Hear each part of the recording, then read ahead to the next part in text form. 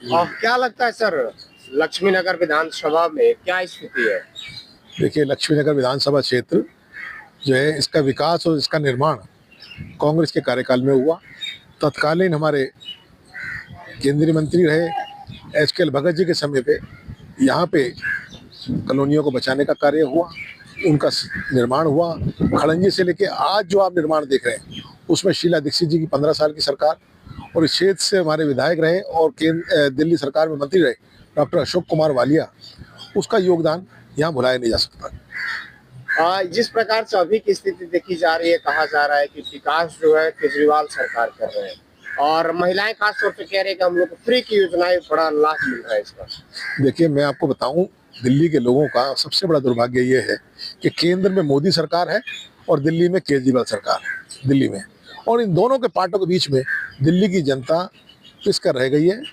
हमारे बीच में अखिल भारतीय कांग्रेस कमेटी से हमारे ऑब्जर्वर इस क्षेत्र के आए हैं, वो प्रत्येक मीटिंग में पूरे क्षेत्र का दौरा कर रहे हैं। इनको भी मालूम हो रहा है, ये इनकी रिपोर्ट यही है कि लोगों का झुकाव कांग्रेस के प्रति है, क्योंकि वो 15 साल का जो हमारा कार्यकाल रहा शीला जी के नेतृत्व में, वो उसे याद करते हैं, जिसमें उन्होंने एक बहुत बड़ा काम कहा था, मेरी दिल्ली मैं ही संभालूं।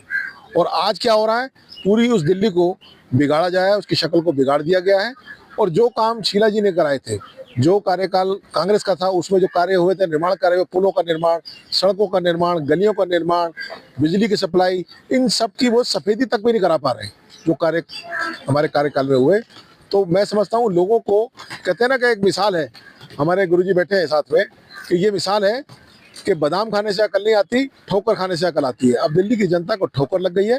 लक्ष्मीनगर की जो स्थिति है वो कमोपेश पूरी दिल्ली की स्थिति है। दिल्ली में लोग कांग्रेस की तरफ देख रहे हैं और उन्हें उम्मीद है कि दिल्ली पूरे जो है निर्माण की पटरी पे आएगी, और जो विकास 15 साल कांग्रेस ने किया है, उसी के विकास में लक्ष्मीनगर का नंबर सबसे पहला होगा, और यहीं से विजय श्री हम दिलाएंगे, ऐसा हमें पूरा विश्वास है, और यही हमने ऑब्जर्व किया है जाके। आप लोग डोर टू डोर जा रहे हैं, कैंपेनिंग कर रहे हैं, देखने को क्या मिल रहा है, स्थिति यहाँ क्या लग रही है? मैं कह रहा हूँ, विधायक हैं यानी कि यहाँ से अभय वर्मा है, बीजेपी के विकास किए हैं।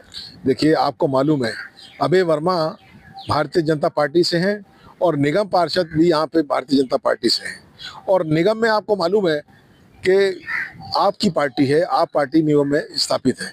इन आपस में दोनों के लड़ने मरने नूरा कुश्ती के कारण क्षेत्र का विकास और क्षेत्र के लोगों का कल्याण कार्य प्रभावित हो रहे हैं, और लोगों को इस बात को समझ आ गई है। आपके चैनल के माध्यम से आपने जो लोगों को बताया है, उसका असर भी हमें दिखाई दे रहा है, और इस बार लोग निसंदेह कांग्रेस का दामन थामेंगे, और दिल्ली में हम लोग सरकार बनाने जा रहे हैं।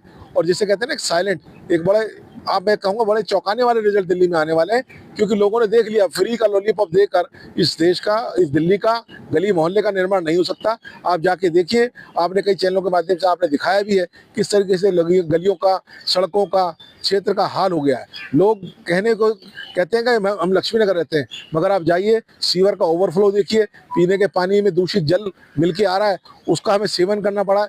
और महंगाई का मामला ये हो रहा है, जो 500 रुपये का 400 रुपये का सिलेंडर हुआ करता था, आज वो 1100 1000 रुपये का मिल रहा है। और ये कहाँ से दे देंगे जो 2100 2200 2300?